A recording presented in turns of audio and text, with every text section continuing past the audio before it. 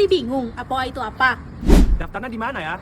Daftarnya gimana ya? APOA adalah aplikasi resmi milik imigrasi untuk pelaporan orang asing. Jika kamu adalah pemilik homestay, hotel, atau penginapan, dan kedatangan kamu asing, jangan lupa lapor di APOA supaya tidak kena denda dan aman secara hukum.